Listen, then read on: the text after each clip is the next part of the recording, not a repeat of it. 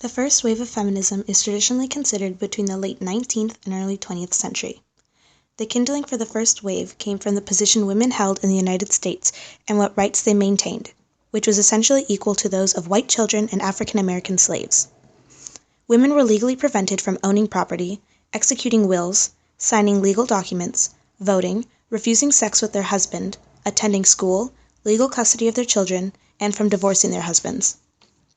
This onset of legal barriers led some women, such as Elizabeth Stanton and Susan B. Anthony, to begin their plight against the socio-political norms regarding women of that era. Did I not feel that the time has come for the question of women's wrongs to be laid before the public? Did I not believe that woman herself must do this work, for women alone understand the height, the depths, the breadth of her degradation? Elizabeth Cady Stanton, 1846.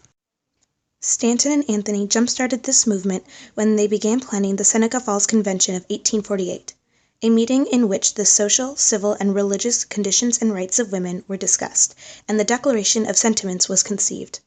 Alluding to the Declaration of Independence, which called for the freedom of America from Britain, the Declaration of Sentiments called for the freedom of women from the law.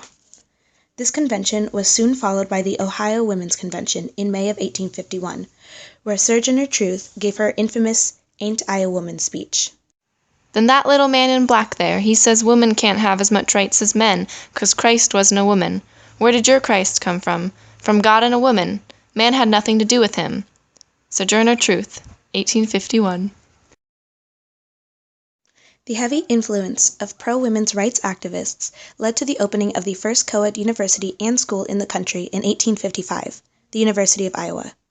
Soon after this, New York revised the Married Women's Property Act, which allowed them shared ownership of their children, a say in their wages and wills, and the ability to inherit property. Later, in 1916, Margaret Sanger opened the first birth control center in Harlem, although later she was arrested for this, but was able to establish the American Birth Control League in 1921, now popular under its revised title, Planned Parenthood. Finally, to bring an end to the first wave of feminism, but in reality only a short pause in the movement, was the passage of the 19th Amendment, which accomplished the main goal of first wave activists, giving women the right to vote. After women gained the right to vote with the passage of the 19th Amendment, feminism became less visible during the middle decades of the 20th century. This changed, however, with the rise of the Civil Rights Movement, Vietnam War protests, and other social movements for equality in the 1960s and 70s. With this came the rise of second-wave feminism. This new form focused on the domination of patriarchy and gender inequality in all walks of life, including topics like sexuality, family, the workplace, reproductive rights, and more.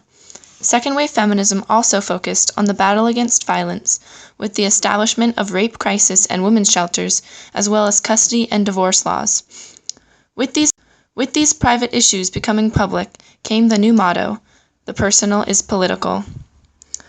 One of the most pivotal moments in the history of second-wave feminism, and one of its founding moments, was the publication of Betty Friedan's The Feminine Mystique in 1963. This landmark novel explored the dissatisfaction that many middle-class housewives felt at their limited freedom. Each suburban wife struggles with it alone.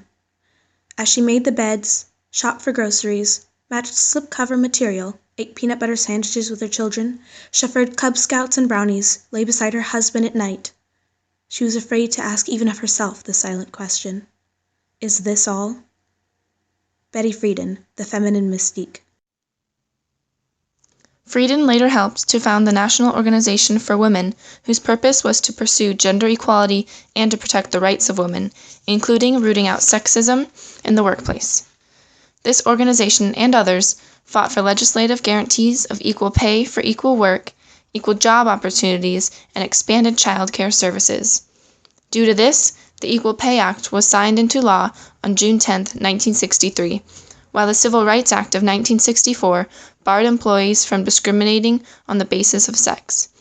Second-wave feminism was largely successful, with the only major defeat being the failed ratification of the Equal Rights Amendment, which was designed to guarantee equal rights for women.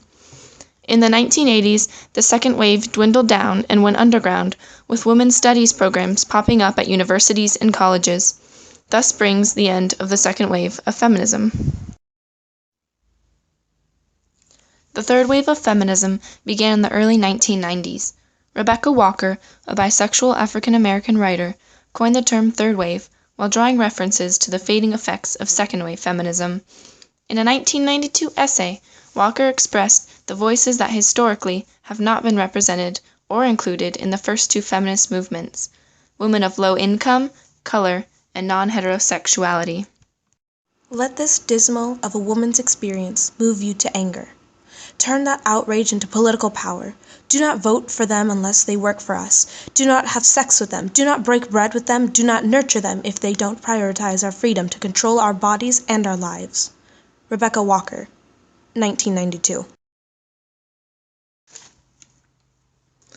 Issues often tackled by these modern feminists were more abstract. While they fought for reproduction rights and workplace rights, these women also fought to enlighten girls of the Y generation by challenging traditional views of women and letting go of narrow-mindedness to accept all women into the movement. The early 1990s also saw the rise of another movement, one that is sometimes seen as the very heart of the third wave. This was the Riot Grrrl movement. Riot Grrrl was an underground feminist punk movement based in Washington, D.C. and the Pacific Northwest. Riot Grrrls often addressed issues such as rape, domestic abuse, sexuality, and most important, female empowerment. The most influential Riot Grrrl bands included Bikini Kill, Bratmobile, and Sleater-Kinney. The movement encouraged women to be able to make their own place in a male-dominated punk scene, and therefore create a place where women would feel safe. Riot Grrrl is because I believe with my whole heart, mind, and body that girls constitute a revolutionary soul force that can and will change the world for real. Riot Grrrl Manifesto, 1991. Another medium frequently used by third-wave feminists to broadcast their opinions were fanzines. Fanzines are self-published magazines that cover broad topics, in this case, feminism, girl power, and oppressive issues faced by girls. Although quite underground, these publications spread the feminist message to many and helped to promote the third wave. It is often debated on whether the third wave ended in the late 90s or is still occurring. Many say there's now fourth wave, controlled and discussed through the internet, while others refute that claim and say the third wave has carried into the 21st century. Whatever the case, the third wave of feminism has liberated young girls and all types of women, letting them choose who they want to be and giving them confidence to do just that.